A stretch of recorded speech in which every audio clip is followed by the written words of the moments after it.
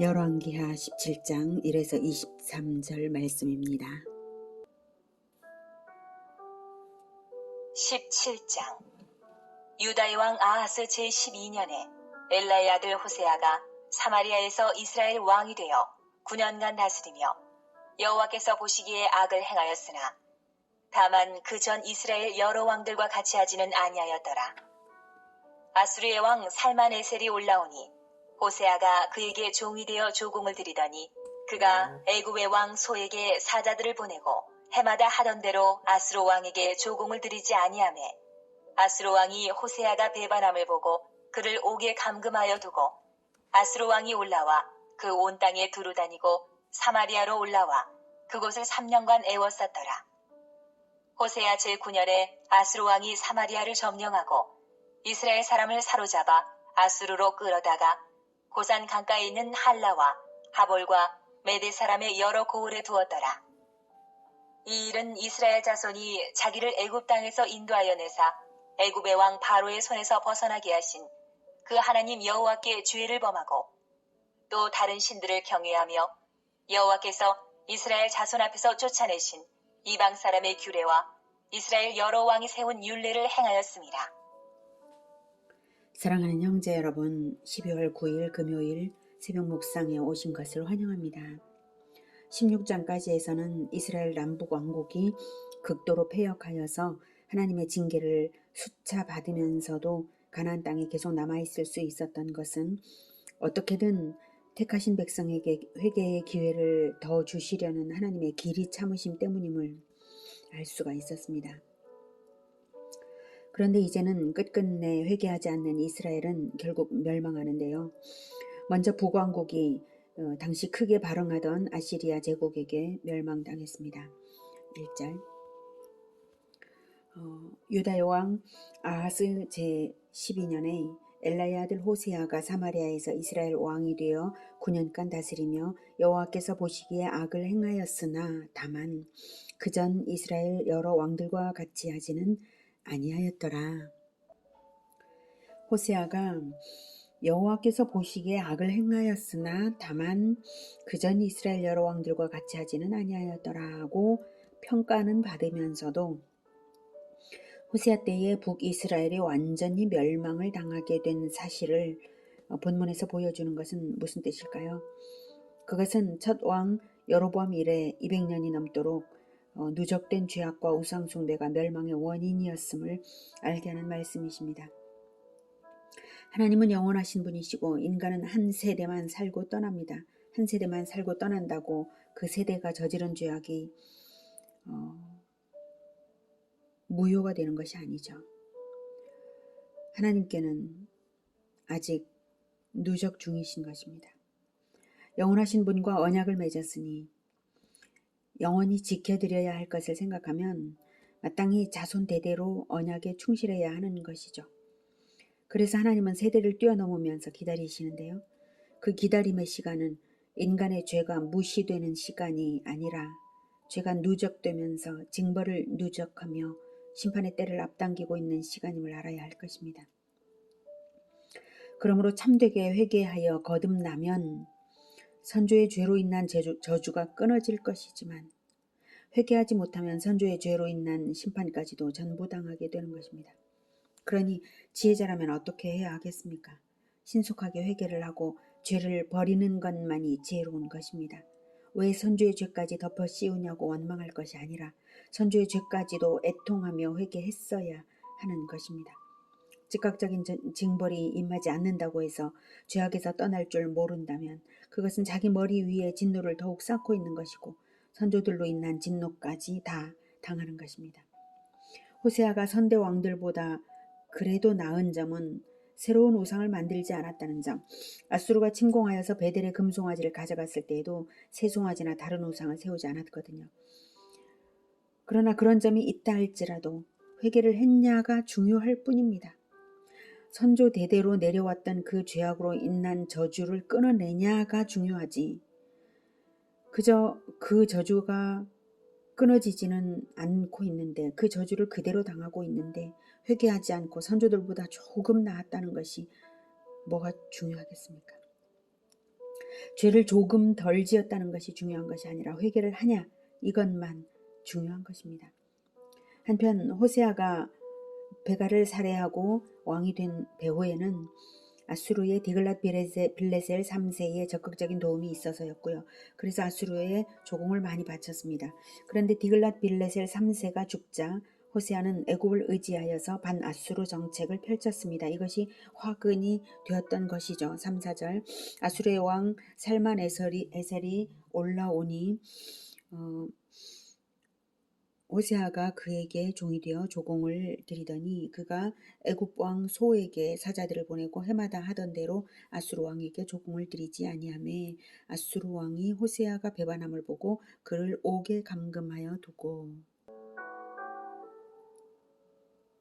아수르 왕 디글랏 빌레셀 3세의 아들 살만에셀이 침공한 이유를 말한 것입니다. 호세아가 애굽 왕 소를 의지해서 조공을 끊자 응징하려고 올라와 호세아를 옥에 가둔 것입니다. 5절 아수르 왕이 올라와 그 온 땅에 두루다니고 사마리아로 올라와 그곳을 3년간 애워쌌더라. 온 땅에 두루다녔다는 것은 북이스라엘을 완전히 정복하기 위해서 총공세를 펼쳤다는 것입니다. 그리고 사마리아만 남은 것이고 3년간이나 포위했습니다. 그 3년 동안에 애굽 왕은 호세아를 도우러 오지 않았습니다.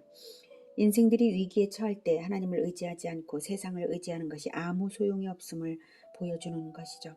6절 호세아 제9년에 아수르 왕이 사마리아를 점령하고 이스라엘 사람을 사로잡아 아수르로 끌어다가 고산강가에 있는 할라와 하볼과 메대 사람의 여러 고을에 두었더라. 네, 이렇게 자기들이 점령한 지역에 노예들을 배치해서 이제 부려먹은 것이죠. 사마리아 성을 함락시킨 왕은 살마네셀 5세의 후계자인 사르곤 2세라고 합니다. 이것은 아수르의 콜사바드 문헌에 기록되어 있습니다. 이스라엘은 최종 멸망으로 사마리아 함락 및 포로된 것인데요. 이미 3차에 걸친 아수르의 침입 때 여러 성읍의 많은 백성들이 아수르의 포로로 잡혀갔습니다. 열왕기하 15장 29절에 보면 이스라엘 왕 베가 때에 디글랏 빌레셀이 와서 이온과 아벨벤마가와 야노아와 게데스와 하솔과 길르앗과 갈릴리와 납달리 온 땅을 점령해서 백성을 사로잡아 아수르로 옮긴 것이 나오고요. 열왕기하 16장 9절에서 아수르 왕이 그 청을 올라와서 다메섹을 쳐서 점령하여 그 백성을 사로잡아 기르로 옮기고 또 르신을 죽였더라라고 이제 나오고 있죠. 그다음에 이렇게 이제 이미 잡혀간 수가 얼마나 되었는지는 알 수 없고요. 최종 사마리아 성읍에서 포로된 자만도 27,290명이었다고 합니다. 사마리아 한 성읍에서 포로된 자의 수입니다. 이스라엘이 이토록 처참한 최후를 맞게 된 원인이 무엇인지를 단적으로 7, 8절이 말합니다. 이 일은 이스라엘 자손이 자기를 애굽 땅에서 인도하여 내사 애굽의 왕 바로의 손에서 벗어나게 하신 그 하나님 여호와께 죄를 범하고 또 다른 신들을 경외하며 여호와께서 이스라엘 자손 앞에서 쫓아내신 이방 사람의 규례와 이스라엘 여러 왕이 세운 율례를 행하였음이라. 한마디로 말하면 노예 신세에서 구원하신 하나님을 배반했으므로 구원 이전처럼 노예가 되게 하신 것입니다.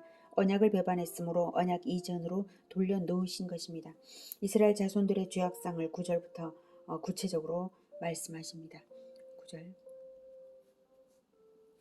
이스라엘의 자손이 점차로 불의를 행하여 그 하나님 여호와를 배역하여 모든 성읍의 망대로부터 견고한 성에 이르도록 산당을 세우고 네, 불의를 행하는 것을 조금씩 행하더니 점점 많아진 것이죠. 네, 점차로 불의를 행하여 작은 악이 생겼을 때 뿌리를 뽑아내야 하는 것인데 그러지를 못하면 나중에는 대처 불가한 지경이 됩니다. 모든 성읍의 망대로부터 견고한 성에 이르도록 네, 이것은 인적 없는 지역에서부터 주민이 많은 성에 이르도록 우상숭배가 완전히 만연했다는 것입니다. 10절 모든 산 위에와 모든 푸른 나무 아래에 목상과 아세라 상을 세우고 목상은 원어상 기둥이란 뜻이고요. 남신상 바알 숭배와 관련된 상이고요. 아세라상은 출산의 여신입니다. 이런 것들이 모든 산 위뿐 아니라 모든 푸른 나무 아래에 보기 좋은 큰 나무 아래마다 세웠다는 것입니다. 11절. 또 여호와께서 그들 앞에서 물리치신 이방 사람같이 그곳 모든 산당에서 분향하며 또 악을 행하여 여호와를 경노하게 하였으며 그들 앞에서 물리치신 이방 사람 같이 하였으니 그들처럼 물리침을 당하는 것이 당연하다는 뜻이죠. 가나안 심판 전쟁을 수행한 이스라엘인데 정작 자기들이 쫓아낸 가나안 원주민들처럼 행하고 있으니 멸망당한 가나안 족속과 동일한 운명에 처하는 것입니다. 12절. 또 우상을 섬겼으니 이는 여호와께서 그들에게 행하지 말라고 말씀하신 일이라. 여호와께서 각 선지자와 각 선견자를 통하여 이스라엘과 유다에게 지정하여 이르시기를 너희는 돌이켜 너희 악한 길에서 떠나 나의 명령과 율례를 지키되 내가 너희 조상들에게 명령하고 또 내 종 선지자들을 통하여 너희에게 전한 모든 율법대로 행하라 하셨으나 그들이 듣지 아니하고 그들의 목을 곧게 하기를 그들의 하나님 여호와를 믿지 아니하던 그들 조상들의 목같이 하여 선지자와 선견자들을 보내신 것은 이스라엘과 유다에게 회개하라고 기회를 주신 것인데도 그 예언들을 듣지 않은 것이 마치 출애굽 광야 시대의 제1세대가 모세를 통해 주신 하나님의 언약을 믿지 못해서 결국 가나안 땅에 들어가지 못한 것 같이 했다는 말씀입니다. 결국 그들은 구원을 영영 잃은 것입니다. 한편 여기서 유다도 동일하게 언급하는 것은 유다 역시 동일한 경고를 받아 마땅하기 때문입니다. 다만 유다는 다윗 언약 때문에 더 오래 회개의 기회를 주신 것입니다. 15절. 여호와의 율례와 여호와께서 그들의 조상들과 더불어 세우신 언약과 경계하신 말씀을 버리고 허무한 것을 뒤따라 허망하며 또 여호와께서 명령하사 따르지 말라 하신 사방 이방 사람을 따라 그들의 하나님 여호와의 모든 명령을 버리고 자기들을 위하여 두 송아지 형상을 부어 만들고 또 아세라 목상을 만들고 하늘의 1월 성신을 경배하며 또 바알을 섬기고 또 자기 자녀를 불 가운데로 지나가게 하며 복술과 사수를 행하고 스스로 팔려 여호와 보시기에 악을 행하여 그를 경노하게 하였으므로 여호와께서 이스라엘에게 심히 노하사 그들을 그의 앞에서 제거하시니 오직 유다 지파 외에는 남은 자가 없으니라. 이렇게 우상 숭배와 죄악상이 많은 것입니다. 하나님이 오래도 참으신 것이죠. 자녀를 불 가운데로 지나가게 했다는 것은 암몬의 몰록 숭배 방식이 인신제사인데요. 그것을 행했다는 말입니다. 실제로 인신제사를 드리는 번제단인 도벳이 예루살렘 근처 흰놈의 골짜기에 설치되어서 몰록 숭배가 성했고요. 남유다의 아하스 왕과 므낫세 왕도 자기 아들을 인신제사했습니다. 역대하 28장 1에서 3절을 보면 아하스가 왕위에 올라서 흰놈의 골짜기에서 3절에 역대하 28장 3절에 흰놈의 골짜기에서 분향하고 여호와께서 이스라엘 자손 앞에서 쫓아내신 이방 사람들의 가증한 일을 본받아 그의 자녀들을 불사르고 라고 나와 있습니다. 역대하 33장 6절에서도 므낫세가 흰놈의 아들 골짜기에서 그의 아들들을 불 가운데로 지나가게 하며 또 점치며 사술과 요술을 행하며 신접한 자와 박수를 신임하여 여호와 보시기에 악을 많이 행하여 여호와를 진노하게 하였다라고 기록하고 있습니다. 이사야 30장 33절에서 이사야는 이렇게 말했습니다.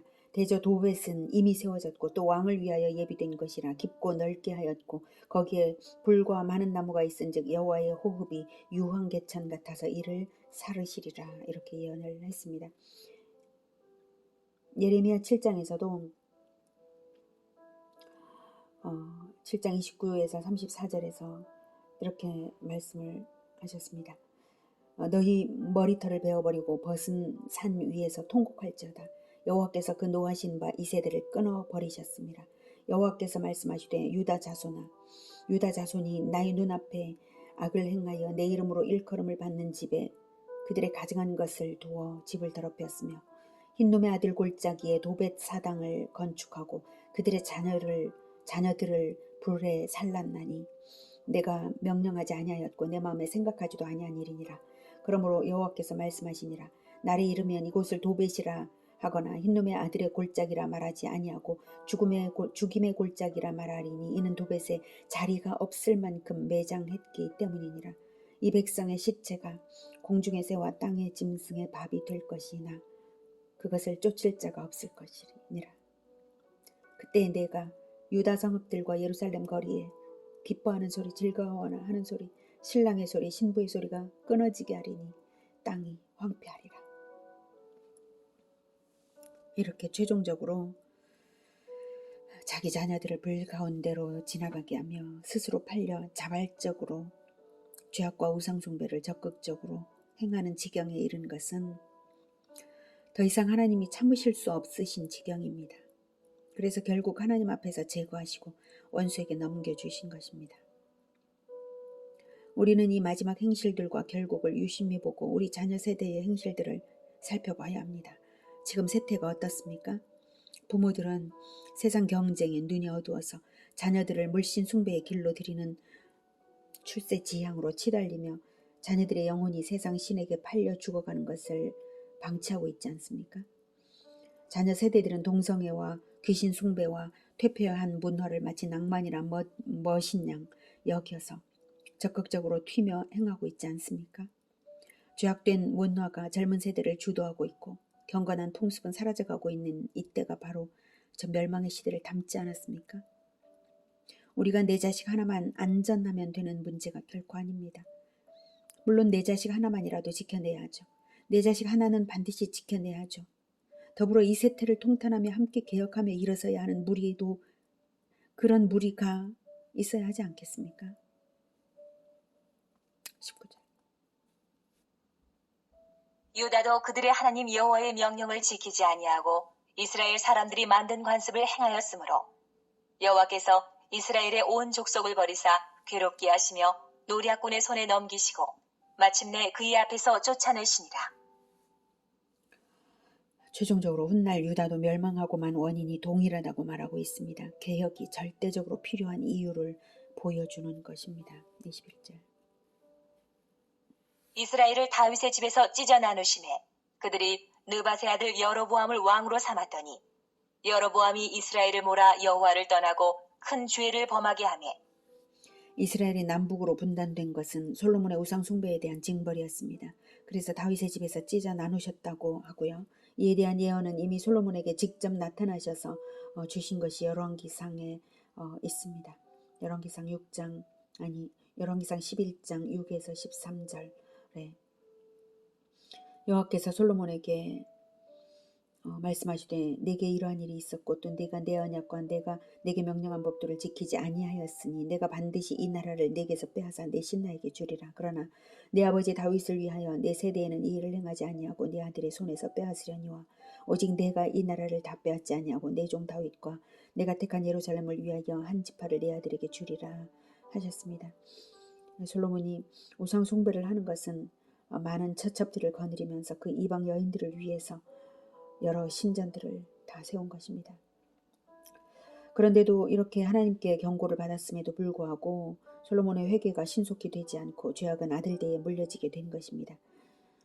아들대로 죄악상에 물려져서 죄를 짓게 만드는 이것이 큰 문제인 것입니다. 하나님께서는 죄악 그 자체를 심판하시지만 특별히 죄를 짓게 만드는 그것을 결코 용서하실 수 없으신 것입니다. 그래서 예수님께서 죄를 짓게 한다면 손이라도 잘라버리고 죄를 짓게 한다면 눈이라도 뽑아버리고 장애인이 될지라도 천국에 가는 것이 낫지 않냐고 말씀하셨습니다. 죄를 짓게 만드는 것을 제거해버리라 라고 하셨습니다. 그것이 하나님의 방법입니다. 하나님께서는 죄를 짓게 만드는 것을 제거하기 위하여 기다리고 계신 것입니다. 그것이 회개의 기회이기도 합니다. 하나님, 지금 이때가 바로 그런 때입니다. 세월이 흘러가는 동안에 결국에는 죄악에 대해 개념조차 사라져버리고 말겠죠. 내버려 둔다면 말입니다. 개혁이 없다면 이 세대가, 자녀 세대들이 개념이 없어지고 있지 않습니까? 진리에 대한 개념이 없어지고 있지 않습니까? 정말 큰일이지 않습니까? 22절. 이스라엘 자손이 여로보암이 행한 모든 죄를 따라 행하여 거기서 떠나지 아니하므로 여호와께서 그의 종 모든 선지자를 통하여 하신 말씀대로 드디어 이스라엘을 그 앞에서 내쫓으신지라. 이스라엘이 고향에서 아수르에 사로잡혀 가서 오늘까지 이르렀더라. 오늘까지는 열왕기 기록 시점까지를 말합니다. 열왕기는 포로 기간 중에 바벨론의 어느 곳에서 기록이 된 것입니다. 오늘은 북이스라엘의 멸망을 통해서 경고를 받았습니다. 우리가 이제는 더 이상 방관만 할 때가 아닙니다. 지구가 수명을 다해가는 것처럼 인류도 이제 수명을 다해가는 것이 이미 문화 현상으로, 영적인 현상으로 도처에 나타나고 있습니다. 남아있는 기간 동안에 어떻게든 내 자녀를 살리고 내 자녀와 그 주변의 무리를 살리기 위해서 교회들이 자녀 세대를 살리는 개혁으로 일어서야 하는 때입니다. 과거 선교사들이 교회와 학교를 동시에 시작했듯이 형편이 되든 안 되든 이제 우리가 경건한 학교를 시작해야 할 때입니다. 방과 후까지 학원으로 아이들을 내몰 것이 아니라 이제는 부모 중 하나라도 아이들과 함께하면서 성경을 함께 보고 즐거이 경건한 대화를 나누어야 합니다. 교회들은 주중 방과 후 학교를 해야 합니다. 주일학교가 아니라 주중 방과 후 학교로 아이들이 모여와서 성경을 배우고 교회 공동체의 교제를 나누게 해야 합니다. 이제 더 이상 미적지근하게 세상이 돌아가는 대로 내맡겨두어서는 안 됩니다. 우리가 이제 시작할 수 있기를 간절히 바랍니다. 기도하겠습니다. 하나님, 이 세태를 어찌하면 좋습니까? 우리는 너무나 힘이 없습니다. 너무 거대한 문화의 물결이 홍수처럼 우리 아이들을 다 빼앗아가고 있습니다. 하나님, 교회들은 다음 세대들을 다 잃고 있습니다. 하나님, 어찌하면 좋습니까? 하나님 도와주시옵소서. 우리 자녀들을 살릴 수 있게 하시고 우리 자손 대대로 잃지 않게 주님 도와주시옵소서. 개혁이 일어나게 도와주시옵소서. 학교를 시작할 수 있게 하여 주시옵소서. 이제 학교를 어떤 형편에서든 시작하고자 합니다. 주님 도와주시옵소서. 지혜에 지혜를 더하여 주시고 능력에 능력을 더하여 주시고 아이들을 붙여주시고 부모들을 회개케 하여 주시옵소서. 오직 하나님께서 하나님의 능력으로 하시는 일이오니 우리를 사용하셔서 꼭 이루어 주시기를 간절히 원합니다. 예수님의 이름으로 기도드립니다. 아멘.